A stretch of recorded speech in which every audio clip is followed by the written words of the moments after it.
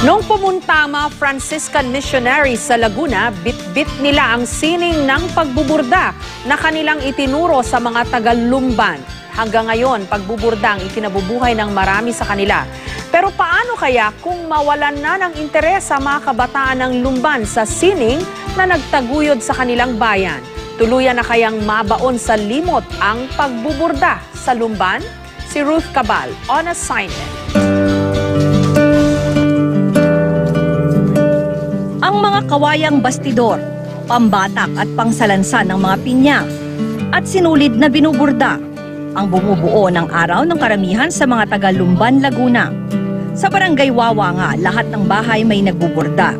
Libangan ng isang matanda, kabuhayan ng mag-asawa, at pangarap ng isang bata. 13 anyos pa lang si Justine pero isa na siya sa pinakamatyagang nagbuburda sa kanilang lugar. Para po, hindi na po ako bigyan ng baon ng nanay ko. Ako na lang po, yung na lang po kinita ko ang babaunin ko. Para sa maraming pamilya katulad ng kina Justine, ang pagbuburda ang kanilang tubig at langis. Kaya hulog ng langit ang mga malalaking personalidad o kilalang designer na nagpapaburda sa Lumban.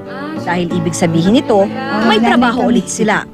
Pag hindi ka po nanahin ng ganito, talagang lalampas ka sa hindi ka kakain minsan. Pasalamat nga ako, marunong din anak ko. 2008 nang nabuo ang kooperatibang nagbibigay ng trabaho sa 500 burdadero at burdadera sa bayan.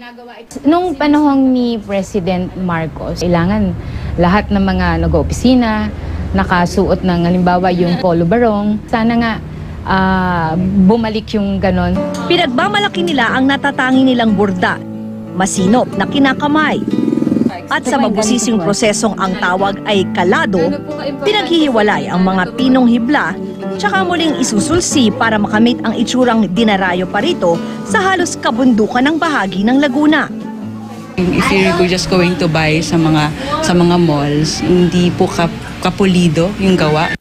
Panahon pa ng hapon nang magsimulang magburda ang 84 anyos na si Monica de Ramos o Andamanik, ang pinakamatandang burdadera ng Lumban. Grade 3 lang daw ang kanyang inabot, dala ng kahirapan, kaya sa pagbuburda na niya naitaguyod ang kanyang buhay, kasama ng asawang si Filemon at kanilang 7 anak. Sa pamamagitan ng pagbuburda, ayan, nakapag-aral sila. Habang nakahiga ako, iniisip ko yung magandang design ko bukas sa barong o sa gown. Pero sa isip ko, nagkakaroon ako ng ideya na ayun, yung ilalagay ko. Ngayon, si Andamanik na ang nagsusupply sa malalaking tindahan ng tradisyonal na mga damit at handicraft sa Maynila. Pero napapansin na rin daw ni Andamanik na kumukonte ang mga batang tulad ni Justine na tunay na sinasapuso ang pagbuburda.